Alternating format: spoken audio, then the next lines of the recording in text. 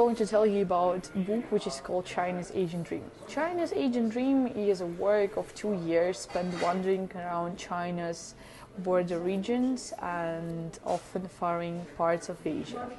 His author is Tom Miller. He's a senior analyst who made research about India and China, focusing on their economic and political development. The main idea of the book is to demonstrate Beijing's strategic relations with other countries of Asia. The book shows 3 different periods of China's history. The first one is founding of the People's Republic in 1949. The second period takes place from the beginning of reform and opening in 1978 to Ben Haiping's had China's own focus to become a great economic power. And the third period is the foreign officer who will help China to take its rightful place as a world power. So let's discuss in more details what China is going to do to become a world power in Asia. The salient point for modern relations between China and Vietnam is that most Vietnamese still regard China as the eternal enemy. In the political sphere, these feelings are complicated by the debt held by the Communist Party of the Vietnam, CPV, to its big brother in Beijing. China's ambition is to finish what it has been trying to do for the last 2,000 years, which is turn Vietnam into the vassal state. Economically, Beijing has most of the leverage. For its part, China sees a huge potential to invest more in Vietnam. Vietnamese and Chinese officials have been promising great things in aspect of economic cooperation in the last decade. In 2008, a border gate economic zone was formally established to create an economic corridor running from Guangzhou to Hanoi and the port city of Hai. China's ambition in Vietnam are also hampered by its construction firms' reputations for shoddy building practices. Beijing's behavior is pushing Vietnam closer to the US. China was deliberately challenging the US for leadership in Asia. The current expansionist policy of Beijing in the South China Sea is consistent policy. Leaders in Hanoi are trying to balance their foreign policy to avoid dependence on China. However, the geographical reality is that Vietnam cannot escape entirely from China's orbit, yet nor it is condemned to be controlled by its giant neighbor. For Beijing, Vietnam is not more than an acid test of its Asian diplomacy.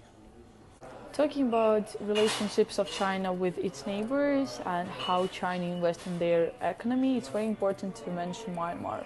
In the first part, it is told that China is lost Myanmar. So let's talk about why. In 2012, in Myanmar, there were a lot of protests against China for several reasons. The first reason is that China started to build their factories in Myanmar, and these companies did not offset the relations which it caused to Myanmar. And the second reason that there is a claim that Chinese people take ground of Myanmar, use it for no reason, and also use it resources for no reason. The result of this protest is that China lost its way from southwest China to beyond Bengal. However, relationships of China and Myanmar are becoming worse every day. But China is still the biggest depository in Myanmar's economy. And China and Myanmar had really good relationships for many years. Therefore, their cultures are mixed up right now. Many cities of Myanmar look similar to China's. And therefore, ethnic bonds of China and Myanmar help them to stay together and to have common business in oil industry. Despite the fact that China exports its waste to Myanmar and spoil the ground, China is still the biggest investor of Myanmar's economy, and therefore Myanmar's economy is still alive nowadays. So even if China uses Myanmar for its own purposes, Myanmar can't live without China. And now I'm going to talk about relationships between China and India, and it is important to state that they are quite complicated. Since 2010, when Chinese premier visited India, both sides tried to shift tense relations into more friendly footing, and they decided to increase trade while reducing India's trade deficit with China, but unfortunately the trade increased a lot. When Narendra Modi became Prime Minister of India, there were renewed optimism that relationships between India and China would improve. Author believes that it would be to both countries' advantage to work with each other, but the economic potential in strengthening ties between China and India will stay unfulfilled as long as security concerns will overshadow the relationship. Those concerns are partly connected with India and its relations with other countries, for example with Japan or with the United States, and it is really important to mention that the rise of China is pushing both sides, India and the United States, closer together, because the United States needs India to maintain primacy in Asia, while India needs United States support support its position as a great regional power. I may assume that India will be careful with moving towards Washington as it wants closer relations with China. Unfortunately, author tends to believe that there's a little hope of breakthrough in China-India relations. Author of the book speaks about China-Cambodia relations. We can say that Chinese and Cambodian elites are happy to work together, yet as China pushes the Belt and Road Initiative, it must be aware repeating the diplomatic errors it has already made in Sri Lanka and Myanmar. There, its close association with corrupt former regimes has weakened its geopolitical position. China also knows that drawing closer to one country may alienate others. Its leverage in Cambodia, for example, is keenly resented in Vietnam. As China attempts to expand its sphere of influence, author believes that international politics will be difficult to manage. And now Arkash is going to talk about Sri Lanka. We're having a broadcast from our New York's headquarters. Let's discuss Chinese relations with Sri Lanka. Actually, it's very brief and quite evident.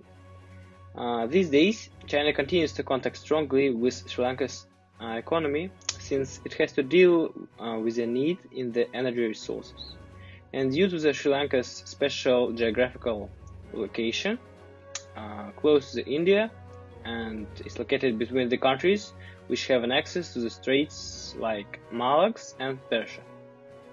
For example, on December 2017, Sri Lanka officially leased China on the 99 years deep water port of Hambantota on its southern coast. Under certain conditions, this deal could seriously and permanently change the balance of power in the Indian Ocean and cause a political crisis in Sri Lanka. At the same time, Sri Lankan authorities are aware of the risk, but there is essentially no choice, due to the huge debt of the $8 billion. Otherwise, China's policy of non-intervention in internal politics of other states promotes pretty good relations between those countries. Thereby, for China, Sri Lanka appears to be an important geopolitical partner, which at the same time can be used and somehow manipulated. In conclusion, our dream team of specialists would like to say that throughout the whole book there is a thought about loss of China's power and influence in the 19th century. With this thought, contemporary China seeks to return past greatness by spreading economic and political influence not only over the bordering countries and even overseas. In this review, we looked through China's relations with countries like Sri Lanka, Myanmar, Cambodia, India and Vietnam. All in all, we can make a statement that China's goal about centering world economy around it is not yet completed. Otherwise, it has an active economic policy, and already now one can observe a sufficient influence over many states.